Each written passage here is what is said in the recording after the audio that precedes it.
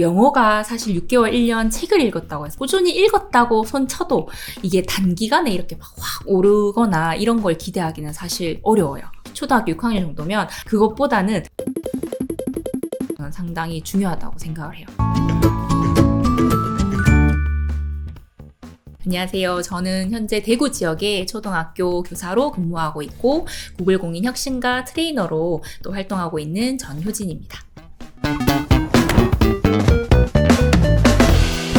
영어 같은 경우는 영역이 많이 바뀌었어요. 그래서 이해 영역과 표현 영역으로 나뉘는데 표현 영역에 대한 고민이 좀 많아요. 사실 고학년을 위주로 전담을 많이 하고 있는데 6학년 정도 되면 영어에 대한 격차가 좀 많이 나요. 듣기, 말하기, 읽기, 쓰기 4가지 영역 중에서 따지면 말하기와 쓰기, 표현 영역이 좀 갭이 많이 생기거든요. 근데 막상 태블릿이나 이제 디지털 기기, 크롬북 이런 걸 활용해서 수업을 해보면 학생들이 이제 쓰기에 대한 부담감이 좀 많이 적다 해야 되나요? 실제로 1시간 동안 계속 같은 쓰기 활동하고 모든 별로 피드백하고 고쳐 쓰고 이런 여러 가지 수정 활동을 1시간 동안 했음에도 불구하고 오늘 많이 안 써서 좋았다라든가 이게 태블릿에다가 키보드를 연결을 해서 쓰는데 거기에 대한 인지적인 부담이 상당히 낮더라고요. 그래서 학생들이 자기가 원하는 것들을 좀 더 다양한 정보를 활용해서 재미있게 창의적으로 쓸 수 있어서 실제로 학생들이 활동을 접근하는 데 있어서 부담감을 많이 낮아지는 그런 계기가 되더라고요.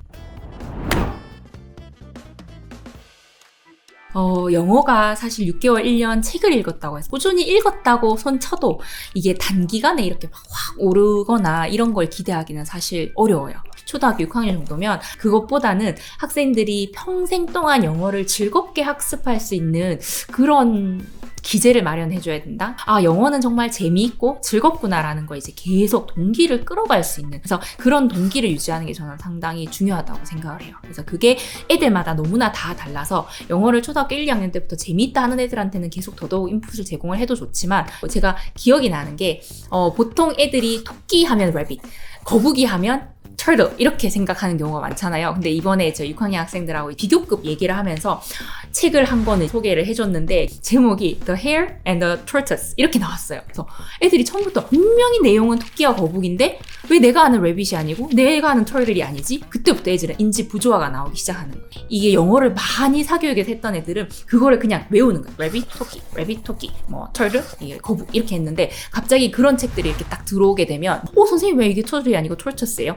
너희들 직접 한번 찾아봐. 이런 식으로 이제 어휘를 조금 더 풍성하게 하면서 그 안에서 이제 계속 반복해서 읽고, 저는 청각이 발달이 되어 있고 그런 인지 부조화를 즐기는 편인데 그걸 되게 스트레스 받아하고 싫어하는 애들한테는 그걸 푸시를 할 수가 없겠죠. 근데 그런 것들을 또 되게 재미있어 하고 그런 식으로 탐구해 나가는 애들한테는 거기서 더 그러면 사실 걔한테는 어쨌든 토끼 종류의 차이고 거북이 또 바다 거북인가 육지 거북인가에 대한 차이인데 거기서 동물을 좋아하는 학생들은 거기서 더 나아갈 수 있고, 각자 자기가 원하는 그런 흥미와 관심도에서 이제 책들을 더 나아가는 게 되게 좋겠다라는 생각을 해요. 그래서 그런 것들이 집에서 계속 관심을 유지를 시켜주시는 게 좋죠. 이게 책이 좋다더라. 이 책 무조건 읽어, 외워, 들어, 하루에 몇 번씩 듣고, 이게 사실은 중요하지 않고 그 책들 중에서도 본인이 원하는 관심 있는 부분을 애들이 어려워도 중학교, 초등학교 이제 고학년 같은 경우는 자기 그 취향이 나오기 때문에 자기 아이가 어떤 부분에 관심이 있는지 거기에 따라서 계속 인풋을 제공을 해줄 필요가 있죠.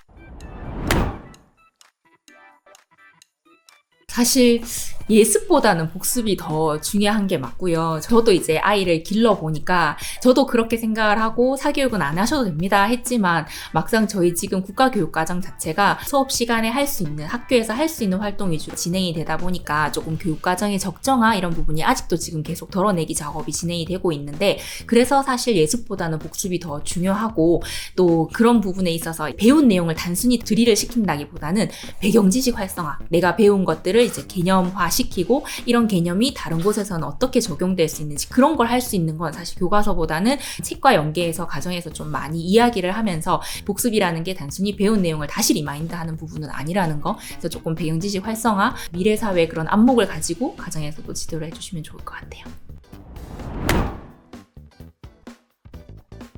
저는 없다고 말씀을 드리고 싶어요.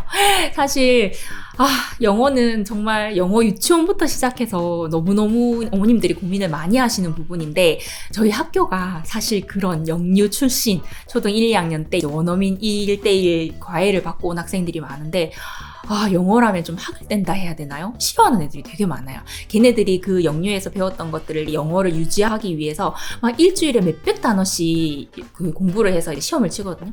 근데 그런 애들이 수업 시간에 영어를 잘하냐 하면 잘하지 못해요. 그래서 저는 그게 너무 안타까운 거예요. 오히려 자기가 배운 게 많다 보니까 이미 자기가 배운 부분들을 잘해야 된다고 생각을 하고, 그게 계속 점수화하도록 이렇게 동기화가 되었던 애들이다 보니까 오히려 막 뱉어서 소통을 하거나 또는 책을 읽고 그 부분에 대해서 자기의 생각을 이야기하는 부분에는 오히려 좀 두려움이나 이런 것들이 더 많아요. 오히려 공부를 잘 못하는 애들이 자신감 있게 막 아무 얘기나 막 하는데, 영어는 사실 그런 게 되게 중요하거든요. 잘 생각을 하셔서 다른 애들이 가니까 해야 되고 들어가니까 해야 되고, 그런 부분들은 조금 지양해 주시면 좋을 것 같습니다.